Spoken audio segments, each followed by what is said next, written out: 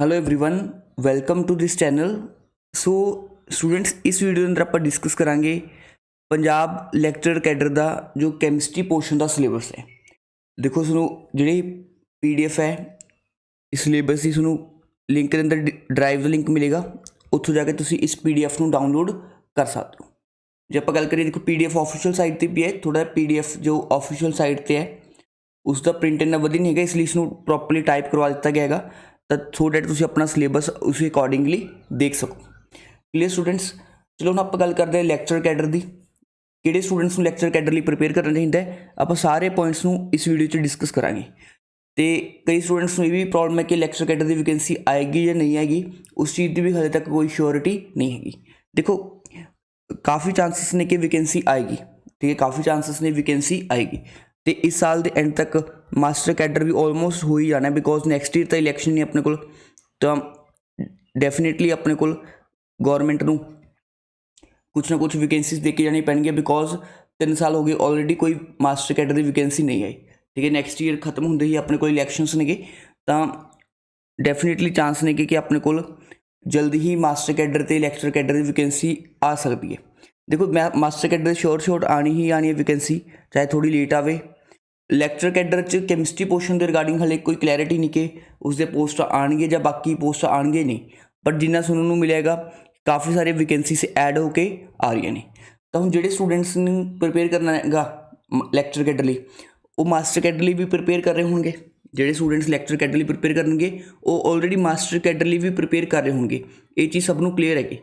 हुण देखो डिफरेंस की है मास्टर कैडर लैक्चर कैडर च। पहले गल मैं तुहानूं समझाना कि जिहड़ा मास्टर कैडर हैगा लैक्चर कैडर सिलेबस चाहे कोई भी सबजैक्ट चैक लो, physics chemistry mathematics botany zoology, कोई भी सबजैक्ट चैक लो, सुनो सिलेबस ज़्यादा डिफरेंस नहीं दिखेगा। ठीक है, देखो डिफरेंस है बट ज़्यादा डिफरेंस नहीं है मास्टर कैडर तो लैक्चर कैडर के सिलेबस। ठीक है, उस तो बाद जी गल करिए मास्टर कैडर च, तो इस दे अंदर आपां नूं 3 सबजैक्ट्स देखने मिलणगे।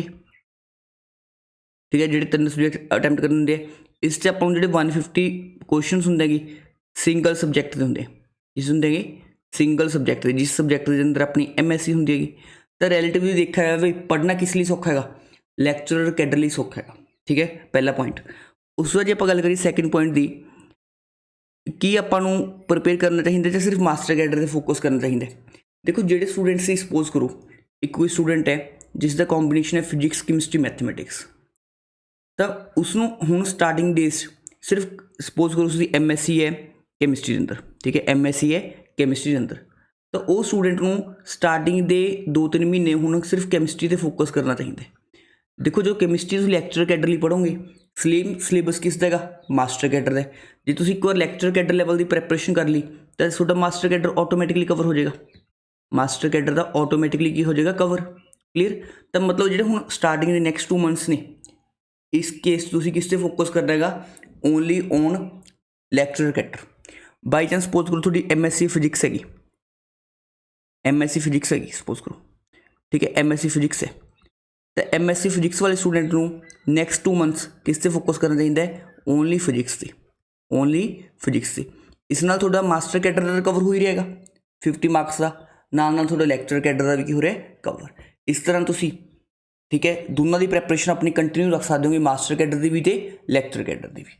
ठीक है, बिकॉज सिलेबस ज़्यादा डिफरेंस है ही नहीं, सिलेबस सेम मास्टर कैडर है सेम लैक्चर कैडर है, बस डिफरेंस की है मास्टर कैडर से 3 सबजैक्ट करने पैंदे हैं, लैक्चर कैडर से जस्ट 1 सबजैक्ट करना पै रहेगा। इट मीनस जो भी नैक्सट 2 मंथ्स है, देखो 1 जून तो सब टीचर्स को छुट्टियां हो जाती हैं। ठीक है, जिन्हें भी स्कूल में सारे बंद हो जाते हैं, तो जो जून का मंथ है जो आप प्रॉपरली 1 मंथ भी प्रॉपरली पढ़ लीए तो डेफिनेटली तुम ऐ मान के चलो कि थोड़ा 80% सिलेबस कंप्लीट कर सकते हो। ठीक है, बिकॉज नॉलेज सबनों होंगी ही हैगी, सारा कुछ पढ़िया ही होंगे, बस दोबारा एक बार कॉल करने की गल होंगी है। तो 1 जून तो जो मैं स्कूल का छुट्टी हो जाएगी, ठीक है, चल 4-5 दिन जी घूमन भी चले जाने तो भी काफ़ी टाइम बच जाता है, जिस अंदर आप बहुत वधिया प्रैपरेशन कर सकते हैं। तो वो अपना टारगेट लैके चलो कि हुणी तो अपने पढ़ना है, तो 1-1.5 महीने जोड़ा भी अपना लैक्चर कैडर सिलेबस है उसनों कंप्लीट कर लेना है। क्लीयर स्टूडेंट्स, आई थिंक सबनों क्लैरिटी आ गई होगी किसनों प्रिपेयर करना चाहिए किसनों नहीं करना चाहिए। हुण जो आप गल करिए कैमिस्ट्री सिलेबस की, देखो सारी PDF मैंने टाइप करवा ली है। ठीक है, इसका लिंक भी सूँ मिल जाएगा डिस्क्रिप्शन के अंदर, सब तो पहला टॉपिक जोड़ा वही है, देखो जो स्टूडेंट मेरे को पढ़ रहे हैं उन्होंने पता है कि मैं इस टॉपिक में पढ़ाऊँगा मोल कॉन्सैप्ट के नाम से, ठीक है। मोल कॉन्सैप्ट के नाम से बहुत डिटेल पढ़ाया जाता है। देखो स्टूडेंट्स जनरली स्किप करते हैं मोल कॉन्सैप्ट को, कैलकुलेशन टफ लगदियां नेगियां, ठीक है। उस तो इलावा डिफिकल्ट मानते हैं स्टूडेंट्स मोल कॉन्सैप्ट टॉपिक को, बट ये इन्ना डिफिकल्ट टॉपिक नहीं है, ईजी टॉपिक है, इस तो ही अपन स्टार्टिंग करनी चाहिए। उस तो इलावा अटॉमिक स्ट्रक्चर बिल्कुल सेम एज मास्टर कैडर है, ठीक है ना। मोस्टली सिलेबस इस अंदर अपने को देखो मास्टर कैडर वाली एग्जैक्टली सिलेबस, बस उरे ध्यान रखियो और उन्होंने श्रोडिंगर इक्वेशन डिटेल च नहीं लिखा होया, I think Schrodinger equation detail च लिखा है, तो श्रोडिंगर इक्वेशन भी अपन डिटेल च पढ़ना है, क्लीयर। तो ये वाला पूरा सिलेबस अपने अटॉमिक स्ट्रक्चर का एज इट इज़ एक एक टॉपिक मैंने क्लास के अंदर पढ़ाया गया। उस तो इलावा नैक्सट टॉपिक है स्टेट्स ऑफ मैटर, ठीक है। स्टेट्स ऑफ मैटर तो भी जनरली 2 क्वेश्चन आ जाते हैं अपने लैक्चर कैडर के अंदर, तो इस कुछ भी नहीं है, अपने डिफरेंट लॉज लिखने होंगे, बॉयल्स लॉ, गैस लॉ, अपने पास चार्ल्स लॉ, ठीक है, एवोगैड्रो लॉ। उस तो इलावा अपन काइनेटिक थ्योरी KTG पता होना चाहिए, काइनेटिक मॉलिकुलर थ्योरी। उस तो इलावा एक इसके अंदर रियल गैस वाला पार्ट होंगे जो स्टूडेंट स्किप करनी सोचते नहीं, रियल गैस वाला पार्ट। कुछ इस एडवांस टॉपिक्स ने लाइक गोल्डबर्ग इक्वेशन होंगी हैगी, लिक्विफिकेशन हो गया, क्रिटिकल कंडीशंस हो गया, विरियल इक्वेशन हो गया, वो सारे टॉपिक जो मेरे को पढ़ते हैं उन्होंने मास्टर कैडर च भी करवा देना। लैक्चर कैडर का करवाने मास्टर कैडर के अंदर भी करवा देना, सो डैट कई बार लैक्चर कैडर का क्वेश्चन मास्टर कैडर रिपीट हो जाता है, इस करके। उस तो बाद थर्ड चैप्टर जो अपने को कैमिकल बॉन्डिंग, बहुत ही इंपॉर्टेंट टॉपिक है, देखो सिलेबस कितना ज़्यादा है, बट इस तो मान के चलो 4 तो 5 मार्क्स के क्वेश्चन भी आ जाते हैं एग्जाम के अंदर। कोई ज़्यादा डिफिकल्ट टॉपिक नहीं, बहुत ज़्यादा ईजी टॉपिक है, वैरी ईजी टॉपिक, जिसमें समझ के चलोगे, ठीक है। कैमिकल बॉन्डिंग के अंदर स्ट्रक्चर फाइंड करने चाहिए ने, ठीक है। लैटिस एनर्जी कंपेयर करना चाहिए, ठीक है। बॉन्ड ऑर्डर कढ़ना चाहिए मोलिकुलर ऑर्बिटल थ्योरी तो, ठीक है, कि इन्हें शेप्स वगैरह सारा कुछ उसमें प्रॉपरली आइडिया होना चाहिए। उस तो इलावा स्पैक्ट्रोस्कोपी देखो करनी पेगी, स्पैक्ट्रोस्कोपी की वेटेज अपने आप ही जी लैक्चर कैडर स्पैक्ट्रोस्कोपी, ठीक है, 15 तो 20 मार्क्स की जाती है, तो ये करनी ही पेगी। स्पैक्ट्रोस्कोपी तो चंगी तरह करनी पेगी, बट उन्नी ही करनी पेगी जिन्नी थोड़े लैक्चर लैवल तक आती है, क्लीयर। उस तो इलावा अपने को स्पैक्ट्रोस्कोपी कई तरह के आते हैं, physical rotational, vibrational, electronic, Raman, ESR, NMR सारी करनी पैनी। उस तो इलावा थर्मोडाइनमिक्स, ठीक है, थर्मोडाइनमिक्स सारा ही करना पेगा सुनो पोर्शन, ठीक है। ये भी काफ़ी डिटेल च मैंने अपने बैच के अंदर लैक्चर कैडर लैवल तक का पढ़ाया है, ठीक है ना। जो स्टूडेंट्स ने पढ़े उन्होंने आइडिया है। उस तो बाद स्टूडेंट्स टॉपिक अपना इक्विलिब्रियम, देखो मास्टर कैडर ते लैक्चर कैडर जो डिफरेंस आने, मास्टर कैडर च है अपने को 2 इक्विलिब्रियम, एक है कैमिकल इक्विलिब्रियम तो दूजा अपने को आयनिक इक्विलिब्रियम। मास्टर कैडर 2 ने, कैमिकल इक्विलिब्रियम ते आयनिक इक्विलिब्रियम। जो आप गल करिए लैक्चर कैडर 3 ने, एक कैमिकल इक्विलिब्रियम पढ़ना पेगा, क्लीयर, एक अपने को आयनिक इक्विलिब्रियम सूँ पढ़ना पेगा, तो एक इस तो इलावा सूँ फेज इक्विलिब्रियम भी पढ़ना पेगा, क्लीयर। तो मतलब नवा एडिशन कितने आई है, पहली बार, पहला डिफरेंस कितने है मास्टर कैडर लैक्चर कैडर च फेज इक्विलिब्रियम। छोटा जिहा टॉपिक है, 2-3 लैक्चर का टॉपिक होंगे, इसनों अलग तो पढ़ना पेगा, क्लीयर। आयनिक इक्विलिब्रियम हो गया अपने को। उस अलावा रिडॉक्स इलैक्ट्रोकैमिस्ट्री वेरी इंपॉर्टेंट, ठीक है ना। मैं अपने कोर्सेस च मास्टर कैडर वाले स्टूडेंट्स को लैक्चर कैडर लैवल तक का पढ़ाया है टॉपिक, बिकॉज मैंने पता है एग्जाम च कुछ भी पूछ लेंगे, ठीक है।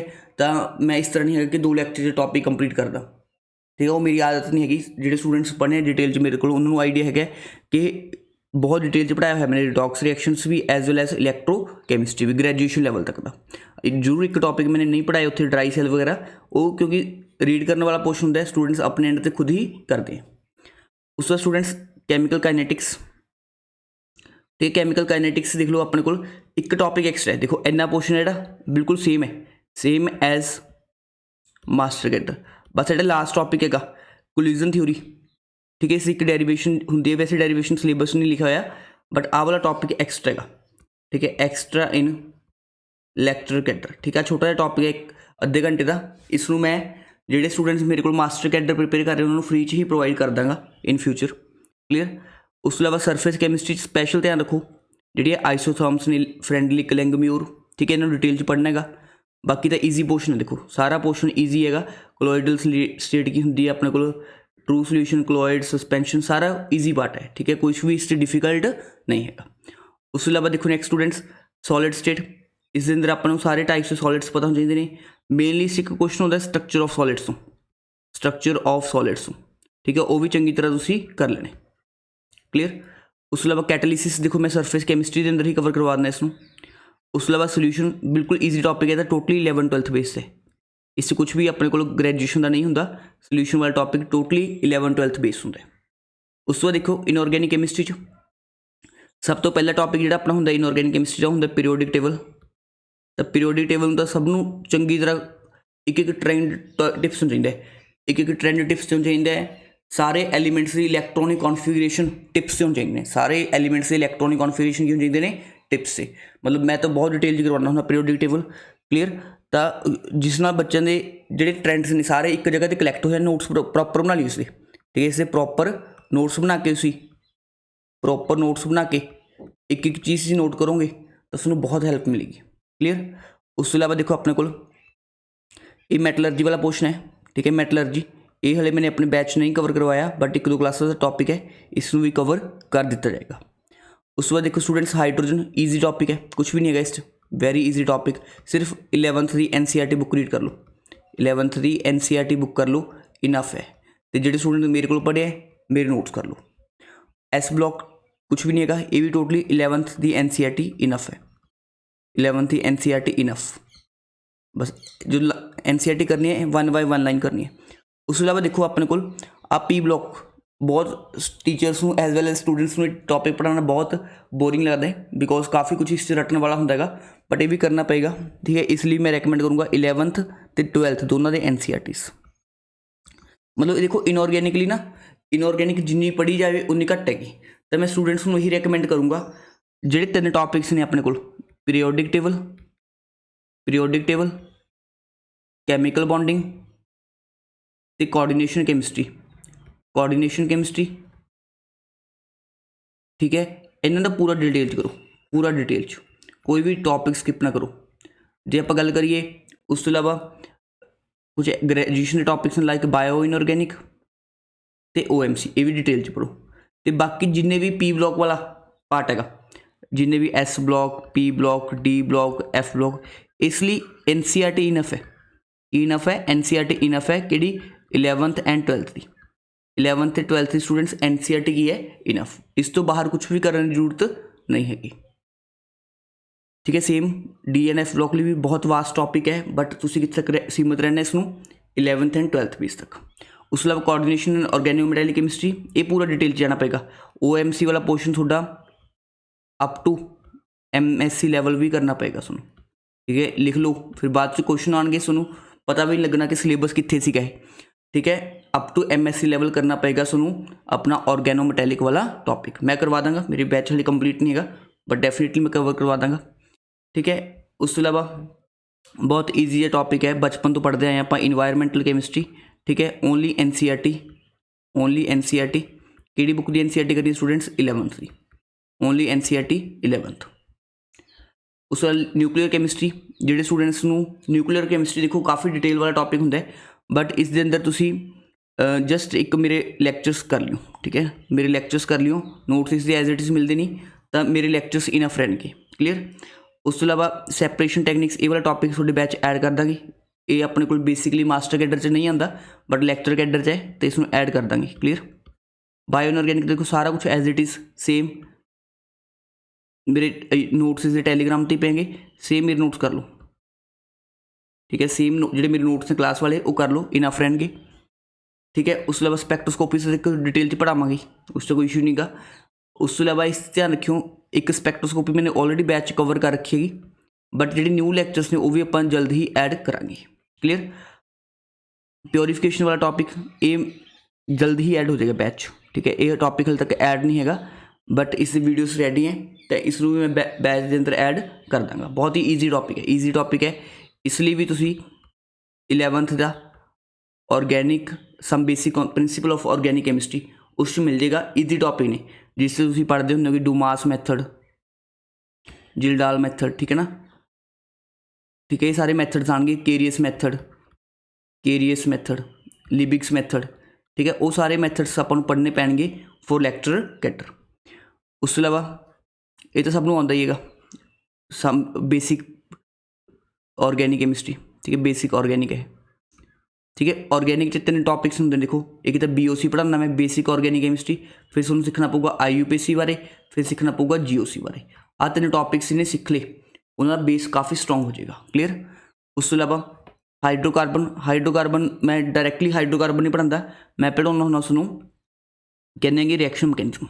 मैं रिएक्शन मैकेनिज्म थ्रू कवर करवाना होना अपना टॉपिक हाइड्रोकार्बनस। ठीक है, डायरैक्ट हाइड्रोकार्बन नहीं कवर करवाता, मैं की करवाना होना रिएक्शन मैकेनिज्म थ्रू करवाना होना। जिन्नियां भी रिएक्शनस ने सारे नूं एक जगह ते ही कलैक्ट करके पढ़ा दिते जाते।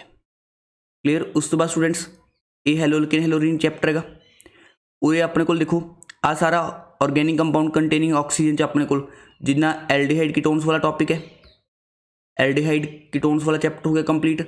उस तो इलावा अपने को alcohol phenol ether, alcohol phenol ether just मेरे नोट्स कर लो, इनफ ने। देखो ऑर्गेनिकली तो मैं गारंटी दे सकदा, ऑर्गेनिक इनऑर्गेनिक जेडे स्टूडेंट्स मेरे नोट्स प्रिपेयर कर लेंगे, देखो नोट्स इन्ना कुछ डिटेल च करवाया गएगा। 11th 12th भी सारी कवर हो जाती है, अपनी ग्रैजुएशन वाला पोर्शन भी सारा कवर हो जाता है। तो जी मेरे नोट्स ही चंगी तरह कर लेने तुसी, ठीक है, उस नाल ही थोड़ा मैक्सिमम सिलेबस की हो जाएगा, कवर हो जाएगा। मतलब मैं तुहानूं इस चीज़ की गारंटी दे सकदा, जे तुसी मेरे नोट्स कर लैणोगे, नोट्स अंदरों 90% क्वेश्चन एज इट इज़ देखने को मिल जाएंगे सेम काइंड के। सेम काइंड का मतलब की होंदा अपने को कि उही कंटेंट उही जे क्वेश्चन नहीं होंगे जो नोट्स कवर ने। उस अलावा असाइनमेंट्स लगा लो, ये लगा लो असाइनमेंट्स लगा लो, उस अलावा अपने टेस्ट सीरीज लगा लो। ठीक है, सारी चीज़ें जो फॉलो कर लेने तो थोड़ा master cadre as well as lecture cadre भी की हो जाएगा कवर। ठीक है, ये अमीन्स वाला टॉपिक है स्टूडेंट्स, एज इट इज सारे पोर्शन कवर किया है, तुम मैच कर लियो। ठीक है, उस अलावा पॉलीमर्स ते बायोमोलीक्यूल्स। क्लीयर। बायोमोलीक्यूल्स आ सारे पोर्शन ने ਜਿਹੜੇ ਤੁਸੀਂ ਆਪਣੇ एंड ते कवर करने। ठीक है, उस तो इलावा देखो आ वाला टॉपिक होंगे कैमिस्ट्री इन एवरीडे लाइफ, ये मैं नहीं कवर किया बैच के अंदर। इस अंदर ड्रग्स वगैरह बारे पढ़ना होंगे अपने। ठीक है, ड्रग्स की होंगे ने अपने को, मैडिसनस की होंगे ने, वो सारा पोर्शन है, ज़्यादा टफ नहीं है, इसमें कवर कर दिया जाएगा। उस अलावा देखो रिएजेंट्स, जिन्ने भी रिएजेंट्स ने अपने को रिड्यूसिंग ऑक्सीडाइजिंग, ठीक है, ऑर्गेनोमेटैलिक, ये सारे कितने कवर किए मैंने रिएक्शन मैकेनिज्म च, रिएक्शन मैकेनिज्म च। ठीक है, आ वाला टॉपिक ये थोड़ा जहा ग्रैजुएशन चला गया है। ठीक है ना, स्टीरियो सिलेक्टिविटी की होंगी है, रीजियो सिलेक्टिविटी की होंगी है, उदो अपने बैचस पढ़िया इंडायरैक्टली, बट ये थोड़ा जहा पोर्शन कितने जाऊगा ये अप टू ग्रैजुएशन लैवल दे, अप टू ग्रैजुएशन। आ मतलब जो लास्ट वाले टॉपिक्स ने कुछ ये अपने को किहड़े बेस्ड ने, ग्रैजुएशन बेस्ड टॉपिक्स ने, ये भी अपन कवर करने पैने। तो स्टूडेंट्स ओवरऑल जो आप गल करिए, देखो जे मैं ऑबजर्व करा तो सिलेबस जे तुसीं मैच करो ना, ठीक है, सिलेबस कितना सेम है दस देना मैं, 90% सेम सिलेबस है। 90% की है सेम सिलेबस है।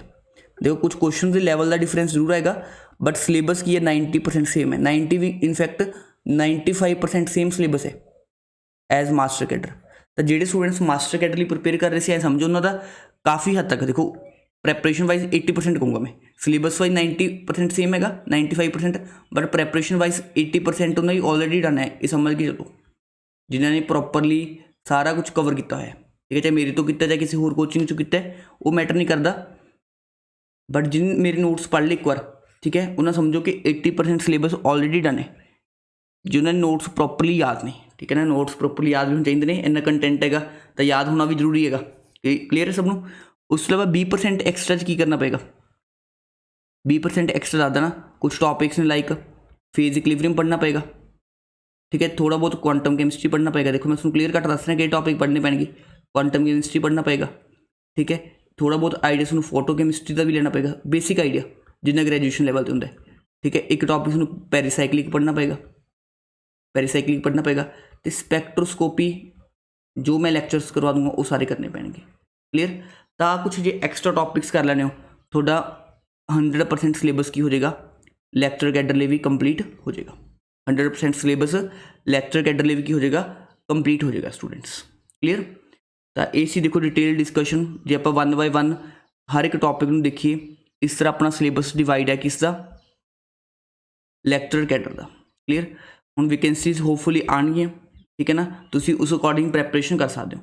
वैसे जो तुसी ये वाला सिलेबस कंप्लीट कर लैणोगे, तुसी इंडिया के किसी भी एग्जाम के PGT एग्जाम KVS हो गया, NVS हो गया, या अपने को RPSC हो गया, ठीक है, या DSSS भी हो गया, ठीक है, सारे UP PGT हो गया, या हरियाणा कोई PGT की वैकेंसी आती है, ऑल इंडिया लैवल के सारे एग्जाम्स लिए, ठीक है, प्रॉपरली प्रिपेयर कर लूँगी बिकॉज इन्ना वास्ट सिलेबस, ठीक है, बाकी एग्जाम च भी नहीं होंदा। बाकी एग्जाम च इस तो घट सिलेबस होंदा है, जद कि मास्टर कैडर जिहड़ा पंजाब है, लैक्चर कैडर पंजाब है, इस च सिलेबस काफ़ी डिटेल च दिता होएगा, ठीक है ना। मतलब देखो क्वेश्चन बेसिक होंदे, सिंपल जी गल है, क्वेश्चन बेसिक होंदे बट सिलेबस काफ़ी ज़्यादा है, ठीक है। सिलेबस काफ़ी ज़्यादा होने करके अपना मैमरी पावर भी चैक होएगी, अपनी कॉन्सैप्चुअल पावर भी चैक होएगी, सारा कुछ वो चैक कर लेंगे, ठीक है। बिकॉज इन्ना कंटेंट है, बार बार उसको रिवाइज करना पएगा, बार बार नोट्स रिवाइज करने पैणगे, तां जाके अपन चीज़ां रिकॉल होणगियां। या तो देखो आप पढ़ा रहे होइए, जो पढ़ा रहे होंगे तो आप चीज़ां रिपीट कर करके याद हो जांदियां नेगियां। जे आप नहीं पढ़ा रहे तो आपको बारी बारी अपने एंड ते नोट्स पढ़ने पैणगे बारी बारी, ठीक है, क्वेश्चनस लगाने पैणगे, जिस थ्रू अपना जो कंटेंट है वो की हो जाएगा, कवर हो जाएगा। आई थिंक स्टूडेंट्स को ये वाली वीडियो काफ़ी बेनीफिशियल रहेगी, जिसके अंदर मैंने पूरा डिटेल सिलेबस डिस्कस किया है अपने master cadre as well as lecture cadre की डिफरेंस, सारे पॉइंट्स अपन डिस्कस कर लिए हैं, ठीक है। सिलेबस की देखो PDF जिथे जी ऑनलाइन PDF है वो बहुत ज़्यादा वधिया क्वालिटी की नहीं हैगी, ना ही उत्थे प्रॉपरली सिस्टमैटिक वे लिखा है। मैंने same content as it is खुद टाइप किया है, बस उन्हें थोड़ा सिस्टमैटिक वे करता। क्लीयर। तो जोड़े स्टूडेंट्स को PDF चाहिए हैगी वो या तो टैलीग्राम लिंक ज्वाइन कर लैन, या फिर डिस्क्रिप्शन के अंदर ड्राइव लिंक किया गया है, उस ये वाली PDF अपलोड कर दी गई है। इसनों PDF को, ठीक है, की करो, प्रिंट आउट कढ़वा लो सारी PDF के, प्रिंट आउट कढ़वा के जोड़े टॉपिक डन हो जाते बस टिक मारियो, आ टॉपिक डन, ये टॉपिक डन, ये टॉपिक डन। उस अकॉर्डिंग थोड़ा 1% सिलेबस भी बचना नहीं है। जोड़ा भी टॉपिक मैंशन है सिलेबस वो थोड़ा एक एक टॉपिक करना है, कुछ भी स्किप नहीं करना। जो स्किप करोगे देखो वैसे ही आउट ऑफ रेस हो जाओगे। अपने मैक्सिमम क्वेश्चन अटैम्प्ट करके आने, जो मैक्सिमम क्वेश्चन ईजी होंगे तो वो जो अटैम्प्ट करके आने तो इट मीनस अपना सारा सिलेबस की हो जाता है कंप्लीट। तो इस सिलेबस का प्रिंट आउट लो, इस अकॉर्डिंग प्रैपरेशन कर लो, थोड़े दोनों एग्जाम की प्रैपरेशन हो जाएगी, मास्टर कैडर की भी हो जाएगी as well as lecture cadre की भी हो जाएगी। जे देखो ये जो पढ़ोगे ये थोड़े देखो MSc कैमिस्ट्री है, ट्यूशन भी प्रोवाइड कर दो तो 11th 12th लैवल पर बहुत वधिया ट्यूशन भी कर पाओगे, ठीक है ना। प्राइवेट ट्यूशनस नाल भी जे हाँ नॉलेज गेन कर लेने हो बहुत वधिया तुसी अपना अप्रोच कर पाओगे। क्लीयर। तो जरूरी नहीं होंदा कि आप सिर्फ एक एग्जाम लिए इन्ना पढ़ना है, एग्जाम तो इलावा अपना जी नॉलेज है अपन हर एक टाइम पर कम आएगी। बट जो आप फिर देखते हैं नोटिफिकेशन आ जाता है ਜਾਂ ਆਪਾਂ ਨੂੰ कितनी जरूरत पैंती है उदों ਆਪਾਂ नॉलेज ही नहीं होंगी। फिर ये चीज़ क्योंकि आप पहला मेहनत नहीं करते तो हुणी तो टाइम है, तुसी अपना प्रैपरेशन स्टार्ट कर लो, ठीक है ना। नॉलेज है ना सोचो कि एग्जाम आएगा या नहीं आएगा। जो तुसी MSc की है कैमिस्ट्री किसी सबजैक्ट MSc की है, मास्टर्स की है, तो एक्चुअल तुहानूं उस सबजैक्ट की काफ़ी नॉलेज होनी चाहिए है। तो इस अकॉर्डिंग स्टार्ट कर लो, कितों भी कर सकते हो। देखो मैं नहीं कहता मेरे को करो, बट जोड़े स्टूडेंट्स ने कुछ गाइडेंस लेनी है या मेरे को प्रैपरेशन करनी हैगी तो मेरे नाल कॉन्टैक्ट कर लो। मेरा कॉन्टैक्ट नंबर है 8437068169। तो इस चीज़ की मैं गारंटी दे सकदा पूरे पंजाब च सब तो घट फीस से सब तो डिटेल च कंटेंट करवाया जाएगा। Thank you for watching this video.